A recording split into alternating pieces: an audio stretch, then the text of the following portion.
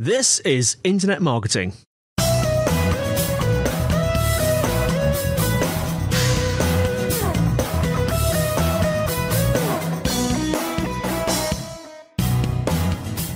Brought to you by SiteVisibility at sitevisibility.co.uk. This is Internet Marketing. Now, before we start today, we'd like to encourage anyone looking for help with their digital marketing to get in touch with SiteVisibility.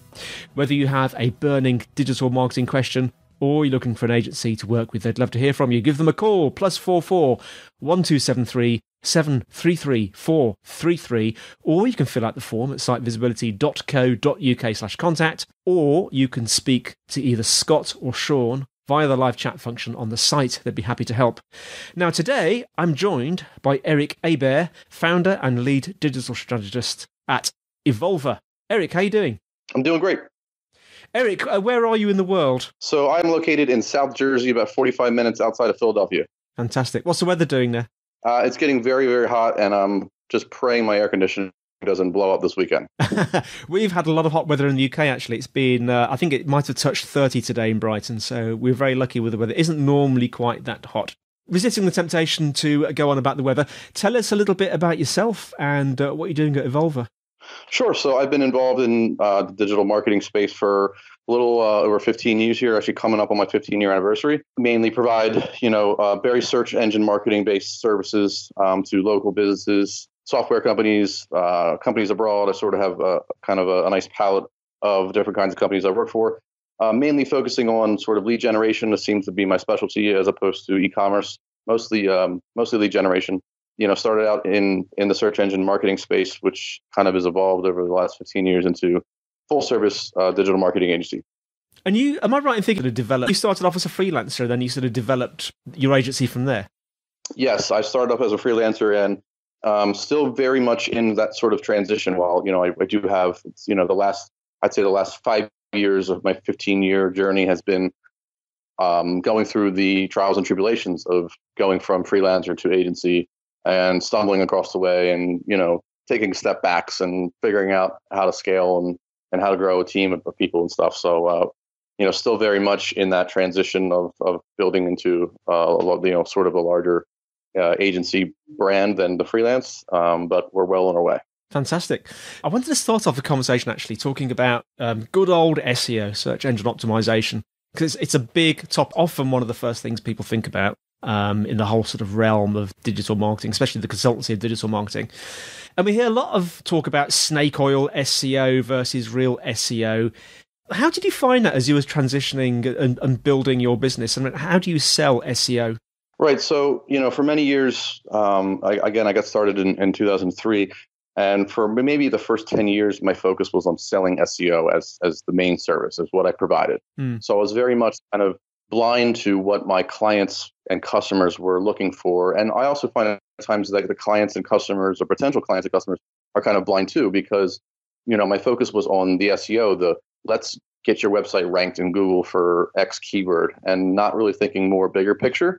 So when I use words like snake oil SEO versus real SEO, there's that, I find it hilarious because I've been doing it for so long that it's still such a misunderstood thing. Like, there's so many companies out there, link building. I mean, there's thousands of companies that sell quote unquote SEO services that are really just anything from like your GoDaddy search engine submissions, for a $1.99 a month service to,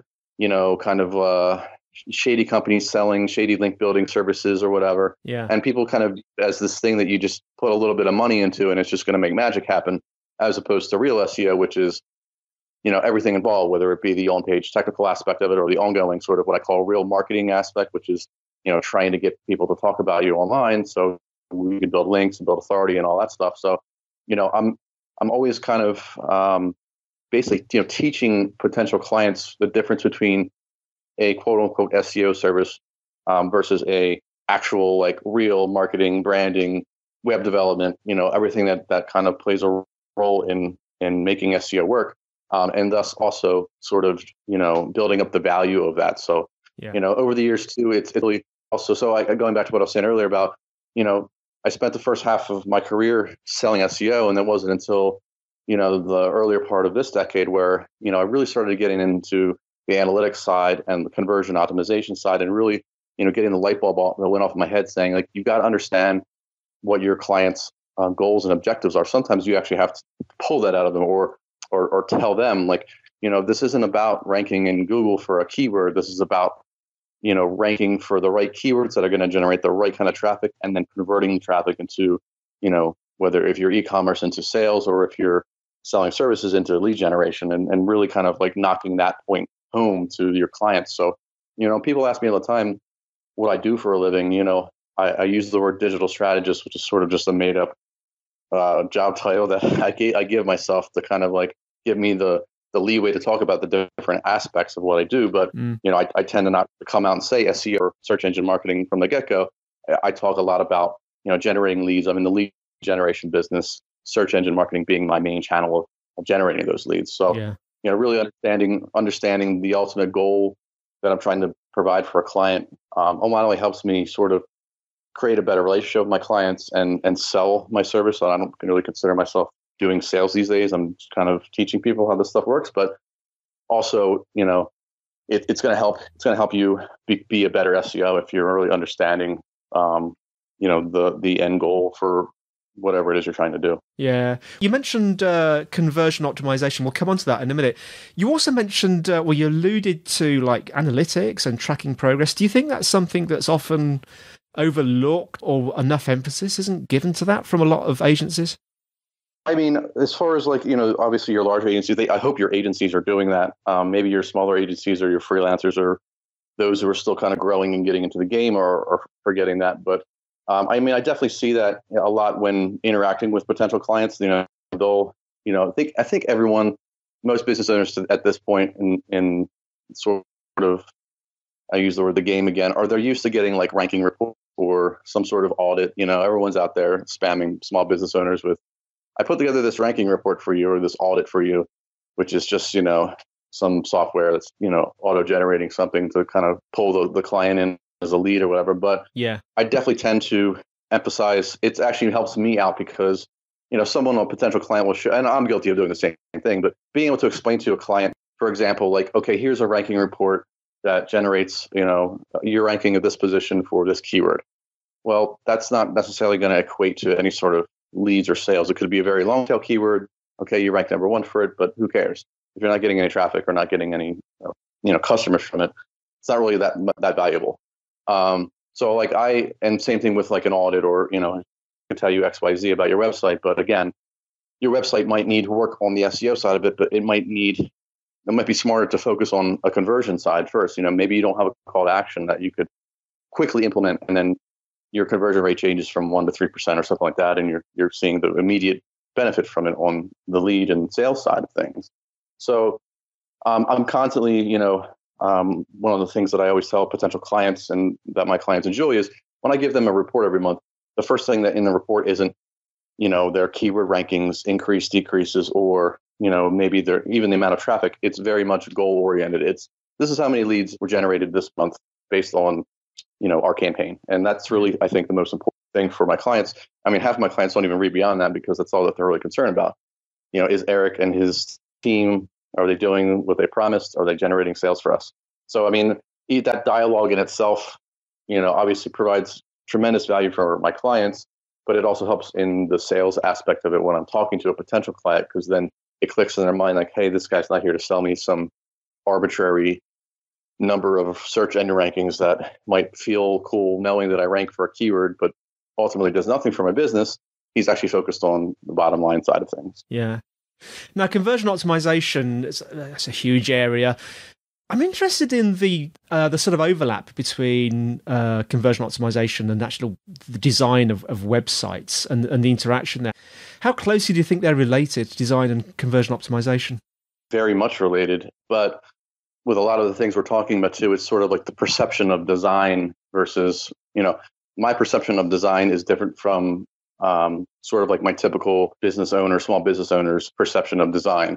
So a lot of people will ask me what I do. We'll start talking about the different components, and they'll say, well, so you design websites. And I kind of, I say, that's obviously an important part of what I do. But typically when a small business owner thinks of a website design, they're thinking of what kind of pretty graphics can we put on, and how can we make it shiny, and my perception of website design is more of how do I get the visitor to do something as quickly as possible, Yes, whether it be yes. filling a form, hitting a button to make a phone call, or adding a product to a shopping cart.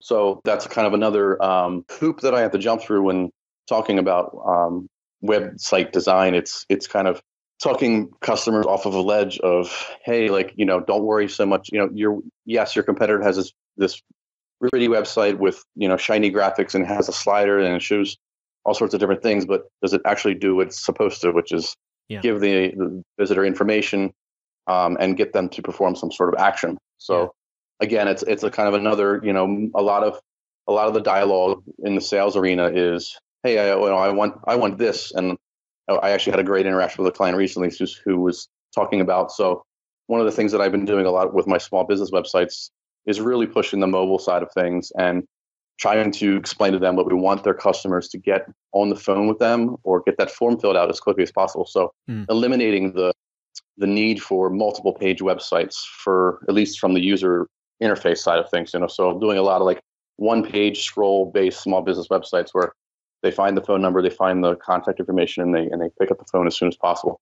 And kind of giving them that, understand what your customer's looking for. They're not looking for a shiny, pretty object. They're looking for your phone number. So let's give them that, that experience is in the best way that we can. Yeah, it's interesting because you mentioned different sort of perceptions of design, and you gave a nice example there. And it struck me as the difference between, functional design and aesthetic design. Correct. Yeah. Now, in your journey in putting together the agency, a journey that you're still going through, I guess, how did you scale the services, like scaling SEO and digital marketing services as you went along? Yeah, so I think the biggest problem I had for years was getting the right kind of clients to come in the door. And then at some point, trying to figure out at some point, and you really only learn this the hard way unless someone teaches you how to do it, is when you're freelancing and you're sort of doing it on your own, you're taking any job you can get, whether it's a $500 job or a $2,000 job or a $5,000 job. You want to get the latter, but when you first get started, you're kind of, you're picking up scraps wherever you can get. And because you're starting out with, if you don't, I'm completely talking about bootstrapping, no money for advertising services, just starting out in the freelance kind of aspect. I went through years and years and years of getting very, very small jobs. Yeah. So you're using that to pay your bills and to live, and you don't really have any sort of money to put back into the business and start to find ways to, number one, generate leads ongoing, having leads come to you, and number two, figuring out what you can outsource and how you can scale with those pieces of the puzzle in place. So, for years I was stuck and I told myself I didn't have enough money to say, pay for advertising for my own services, or hire a lead generation service for my own services, or outsource web development work to an actual development team, or content or link building or whatever component it is. I always found myself never having, quote unquote, the money to do that when I, in fact, just never budgeted properly. So that was kind of the first thing, was realizing I've got to put money back into my business or I'm going to be stuck in the freelance rut forever. I'm never going to be able to obtain those bigger clients, or I'm going to be doing all the work all the time. So if you like working all 80 hours a week and, you want to stay doing that, then by all means, wear all the hats and do all the work yourself if that's what you want. But eventually you will get burned out, and you also won't be able to grow in specific areas of your service. So if you're the one doing all the web development, all the content generation, all the link building, and trying to manage the business side of it, at some point you're going to, your service isn't going to be as sharp as, say, your competitor who has learned how to scale and figured out, okay, I'm really good at link building, but not the greatest web developer in the world. That's where you want to start outsourcing that kind of work. And that was definitely a place where I was for many years. Was, I'm not a web developer by, say, I didn't, go to school to learn how to code. So at some point, my web development skills, tapered off and plateaued because I couldn't do things like, write CSS for certain parts of the website, or, change core WordPress elements because I didn't understand how to write code. So it was learning to hire and find contractors to help me work on those elements that I wasn't good at, so that I could focus on the things that I was good at. And that's when things started to scale a little bit. So, these days it's as I'm growing into an agency, it's, I've got a team of web developers. I have a team of content developers. I have vendors and contractors who help me obtain my links that I want to get. So I'm able to kind of like step back and play the sort of, manager role of managing all the pieces of the puzzle, from sales to client interaction to knowing that my team is going to be able to execute on all the things that I need to do to provide those results. And that's kind of where you step into, and that's also obviously from what I'm saying is investing money in yourself. And it's kind of a beautiful thing when you can step into that role and kind of be able to breathe at the end of the day and sleep well, knowing that, everything that you are trying to accomplish for that client in that month is going to get done because you have all the right people and all the pieces in place to execute. I'm wondering about actually how you managed, because I myself went on a journey that was a bit like that, but then just as we were about to expand into a quote unquote proper agency, we sort of pivoted and changed direction a bit, and I went back more towards the home freelancing side of things. But you mentioned there about your mental state. How did you stop yourself from going mad? Because it must have been a difficult process as you sort of move from the sort of freelancing mode of operation to agency work. Yeah, so I mean, a lot of that started in understanding. I think I talk about this all the time. People talk about wanting to work from home as if it's the greatest thing since sliced bread. And then trust me, it is. There are days where it's awesome to kind of be able to make my own schedule. Wake up when I want to, take the day off if I'm not feeling well or whatever. But I also learned like that a lot of people don't kind of quite realize that there's a loneliness to it too. If you don't have, if you're single, it's that's definitely something. You have a family, maybe it's a little different. So a lot of that stuff I talk about when it comes to this is like trying to figure out like what kind of lifestyle you want to live, and then if you're going to get into the digital marketing space, how do you want your job and your lifestyle to sort of what are you going to do to find the things that make you happy? So I mean, after years of working from home, I got very bored with it because it was kind of like I'm online all day. I'm working at a coffee shop. So that's sort of my social interaction. But at the end of the day, I'm missing a sort of team environment. I worked in the restaurant business for a long time, so I was used to like working with a team of people and seeing the same people every day and going out and kicking butt when we got busy. And that kind of that environment I missed. So I've been in both the solitude of freelancing and working from home, and in the sort of agency environment, my limited experience working in an agency environment where I had a team I could manage and we were all under the same roof, and it was great to have that interaction every day. So it's kind of like when you get into it, not just digital marketing, but any job role or career where you work from home, understand the kind of pros and cons that come with it. And that's where I mentioned like mental health is that it can be easy to fall, especially if you're not structured. It can be easy to fail if you don't have sort of like the right environment in place or the right structure in place. Like I learned right off the bat that I'm not necessarily the most responsible person to be working from home. So, and that affected the early part of my career where, I was in my 20s, I was partying a lot. I wasn't, I was getting up. It was, oh, this is great. I can get up whenever I want. And now all of a sudden you're getting up at 2:00 in the afternoon, hungover, and you're not getting work done. Yeah, sure. It's going to affect your productivity. It's going to affect your careers. So, Eric, did you ever sort of question why you were in SEO in the first place during that transition? Oh, absolutely. I mean, when I first got into SEO, it was sort of a fluke. My roommate at the time was really into, we were young guys who wanted to start a business who had no idea what we wanted to do. And e-commerce was really taking off. So it was kind of like, let's do that. And, the end goal at the time was to, start one of these businesses that will run in my sleep, that'll drop ship products for me, and then I'll be financially, independent to do with my money with whatever I wanted to do. And then that kind of like over the years just turned into being a freelance web developer and SEO. And you definitely have those moments where you go really, especially when I talk about the execution part of it, when you start realizing, okay, I'm getting paid X amount of dollars a month and I'm selling a service that I really can't execute because I'm offering way too much. I'm offering web development and on-page SEO and link building and email marketing, and then social media comes out, and all of a sudden I found myself just kind of, getting paid way less than I should have for the breadth of services that I was offering. And then when you can't execute, when you can't do all those things, and your clients aren't happy with you, or they drop you, and you kind of you're in the kind of hamster wheel of trying to get work in, but you're also not being able to do it to your fullest potential, and then you question why am I doing this? So that's really what I've spent the last few years really putting together is okay, if I'm going to continue doing this, I need to make sure that I can execute and that my clients are going to be happy.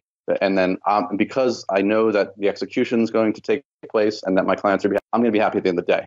Yeah. That was always the biggest thing with me, was the stress of you're kind of just like rolling dice every month. I hope that these things that I'm doing, the rankings increase, the traffic comes, and then it converts all those pieces of the puzzle. So, that kind of having those moments of questioning what I want to do, or if I want to do this, helped me realize what I needed to do to make me happy and to keep, the sort of spark alive in being in this industry. So just finally then, Eric, I mean, we've probably got quite a few listeners today that are sort of, maybe they're freelance, SEO consultants or digital marketing consultants, and they're thinking of making it a bit bigger. Have you got a couple of thoughts or takeaways for our audience today on that subject, things to think about? Sure. So we talked about them already, and we're sort of going to recap. So, the really big thing is at some point you're going to have to, invest. You're going to have to invest in yourself, whether that's, investing money into what you're taking creating a bank account if you have to, or whatever it is, investing some money into the two big things are figuring out a way to generate your own leads. So you can't rely on just referrals, or rely on Craigslist ads, or rely on Upwork to give you the kind of work that you're looking for. You're going to want to have to figure out a way to create a sort of sales channel for yourself, whether it's, advertising. You're selling a marketing service. You need to be doing it for yourself. So all the things that you do, you need to be for yourself. And then the second side of that is the scalability side of it. So you're going to get to a point where you're not going to be able to do every web development project that comes in, or you're not going to be able to create all the content, or you're not going to be able to build the links. Start figuring out ways to find contractors or vendors. That's kind of the big thing these days, especially with the link building side, is find the companies out there that do this really well, and work your way up to being able to hire them. Once you get to that place where you have a team of developers, you have a team of writers, you have link builders and vendors to kind of help you execute, you're going to kick yourself for never doing it in the past. That's basically what the last few years of my life has been. Is I'm in such a great place now, knowing that I have enough of a cash flow where I can pay vendors and contractors to that essentially is my team to execute for my clients, and that the work's going to get done, and that the goals are going to be met. And obviously I'm, at a much happier place because I have those things in place. And now I can kind of, it's kind of a chicken or egg. Do you invest in the sales side first and then get too busy and then build your team out? Or do you build a team first so that when the pipelines of leads come flowing in, you can execute? Those are both good problems to have. Yeah, sure. Well, Eric, thanks so much for coming on. How can our listeners find out more about you and more about Evolvor? Just check the site Evolvor.com. Also, Twitter's pretty much the main, social media platform on. So Twitter.com/Evolvor.